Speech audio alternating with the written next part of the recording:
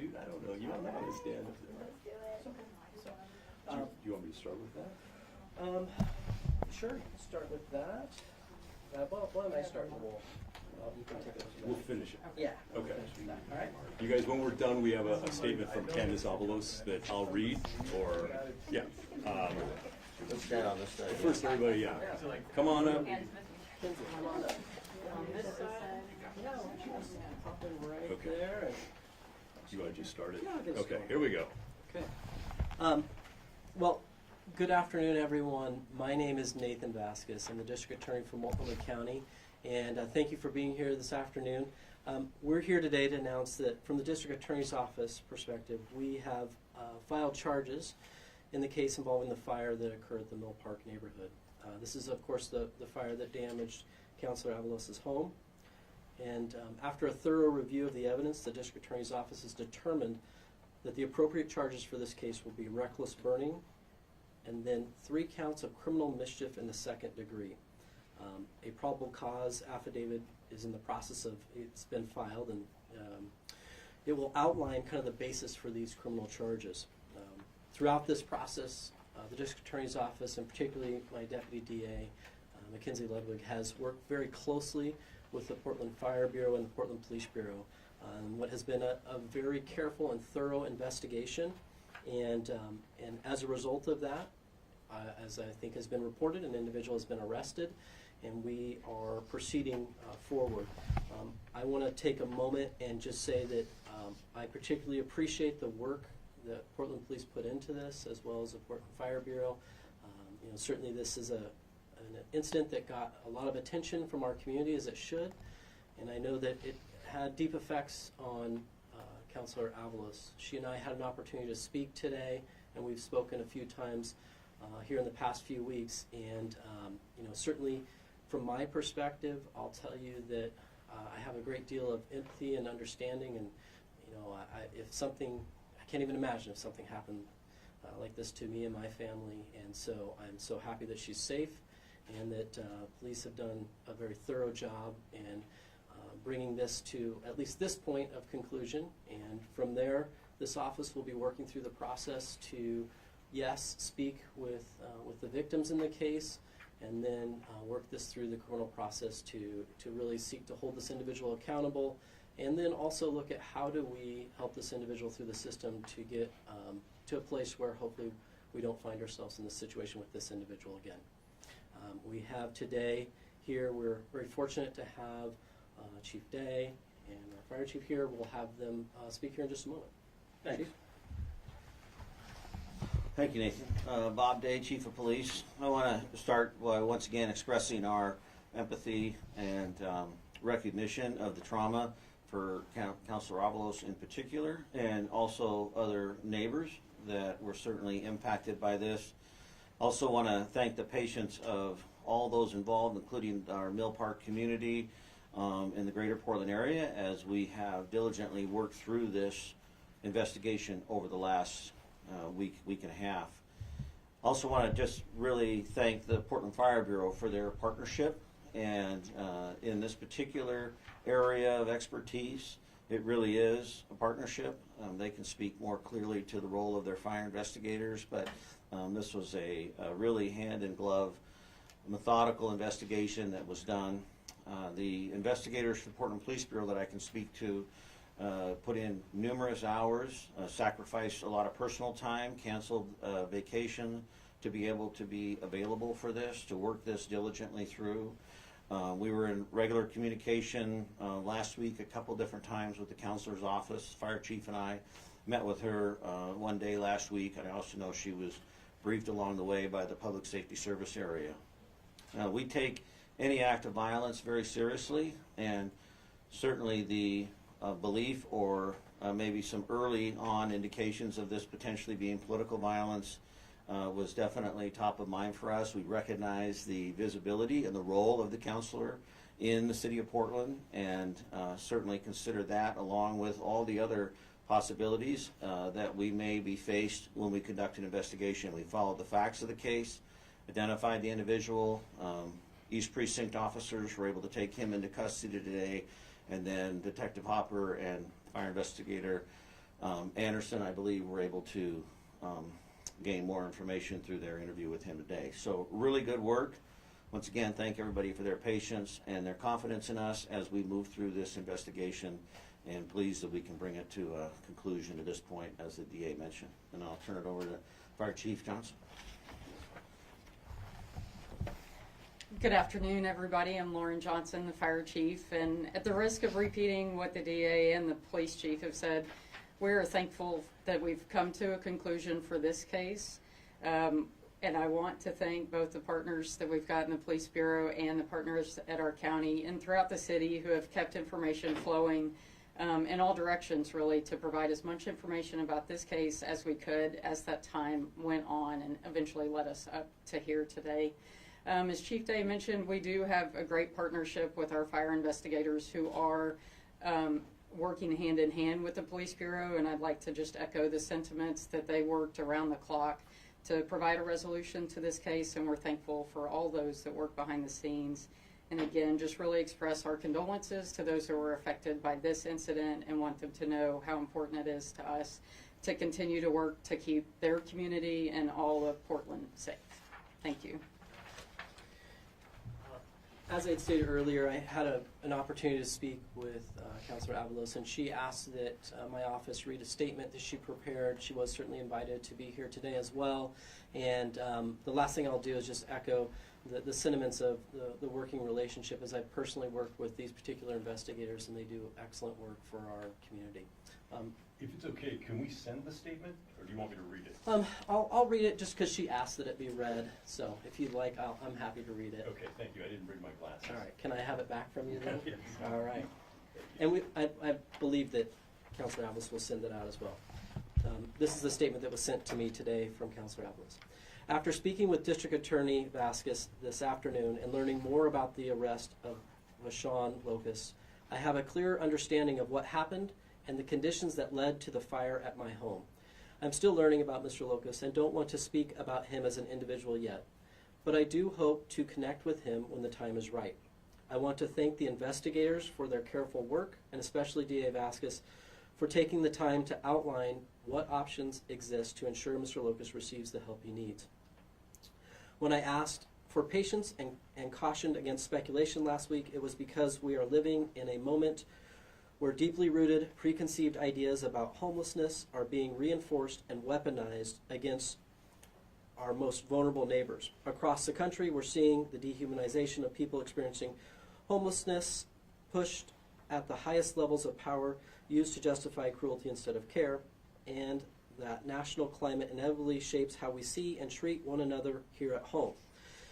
This was an act that caused real harm and disruption to my life and others, and it's important that we find a path forward that centers both healing and responsibility, but it's also a reminder that far too many of our neighbors are living in crisis, people navigating untreated mental illness, addiction, and poverty in a system that failed to catch them before they fall. My hope is that we can hold space for both compassion and accountability and recommit to addressing the conditions that make tragedies like this possible in the first place.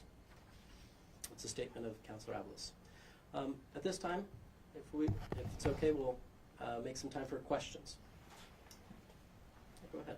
Early Avalos with Point 6 News. Happy to see you all here, and thank you for sharing all of the information. I know that this was a pretty high-profile case. It made a lot of headlines of a potential arson at first, and I just want to make sure that we're clear. This is not being investigated as an arson anymore? And then also, the second part to that question, because a city councilor's property was damaged, did this ramp up the timeline for an arrest, investigating, that sort of thing? I'm happy to answer that if you'd like, Chief Day. I'll say that this didn't change the timeline. Having worked with these particular investigators before, they are very diligent, and what they have always exhibited is an interest in that when a fire happens, they quickly try to get right to not just the cause of the fire, but what led up to it and all those things. So I've seen that done countless times before. And then the first part of your question was kind of the arson component. Certainly this This was investigated as an arson. As is with all criminal investigations, they are looking to follow the evidence, and through the course of this investigation, it was determined that a reckless burning was the appropriate charge and kind of how this played out in this particular scenario.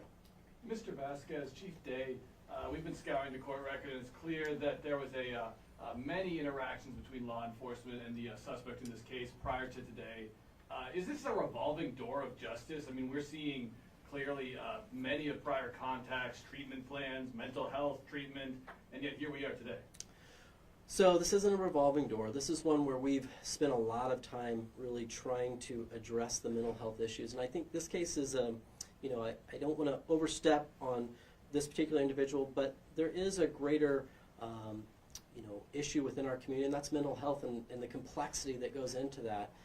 I think the court record will show that we have made multiple attempts through our mental health court system to address this. It's something that we're talking about in the state legislature, certainly something that we're talking about here locally, looking for different avenues. I can tell you right now, one of my senior deputies went down to Nevada to look at some of their facilities with the sheriff of Clackamas County and Multnomah County to find better options to help those struggling with mental health.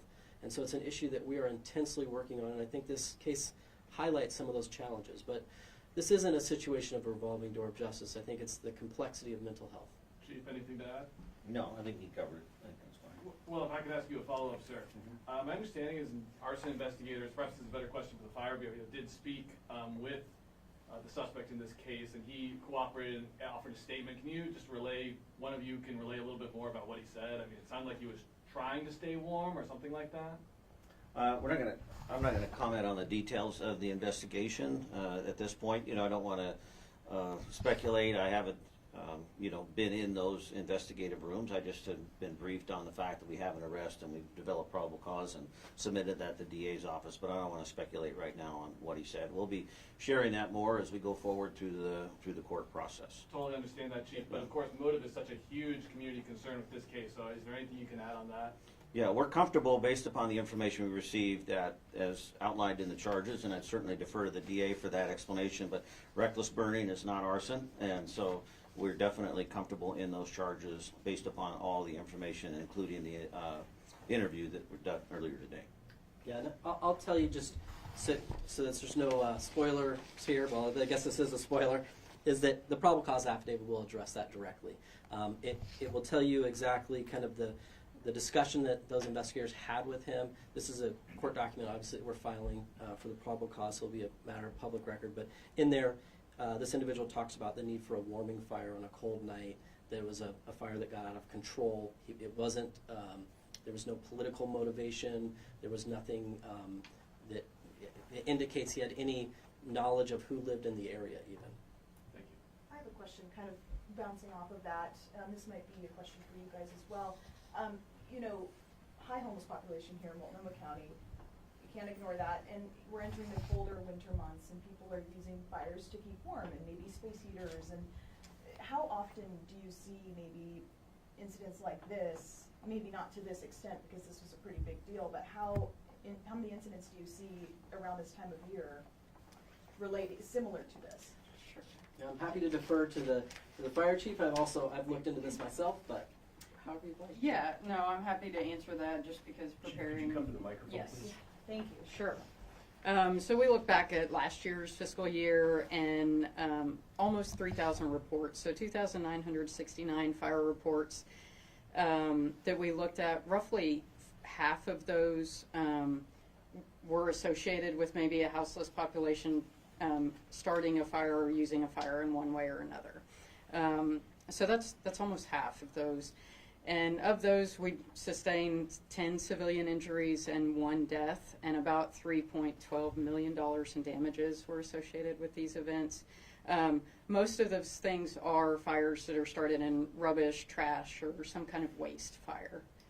I think that answers my question. If you want to bounce off that, whatever you want to say to that. I mean, I think that really speaks for itself in the sense that we have been talking about immensely within the city what to do in this situation, and I know that the mayor is obviously very concerned, and this office has expressed support with the idea of we want to get people off the streets, into shelters, into a safe living environment where we don't have these situations with these fires. I would say that when I hear those numbers of well over 1,000, it's shocking, and I think for this community, no one wants to see people that are living in a condition where it's so dangerous, particularly when we're talking about tents, cold, severe weather. We want to see people get into a healthy and safe condition. When it comes to a situation where someone maybe is witnessing somebody burning something or recklessly burning, how should that person approach it? Should they contact police or should they contact fire department? How's that? Yeah, Since we're going into this cold season.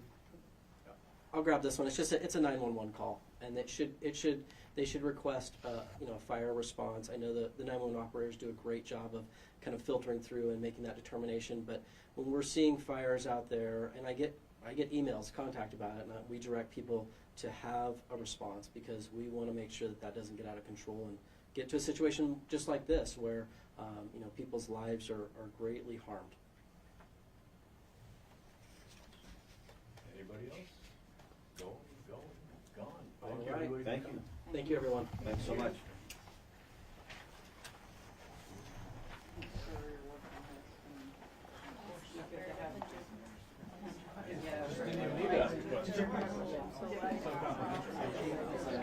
Good question. Thank you. So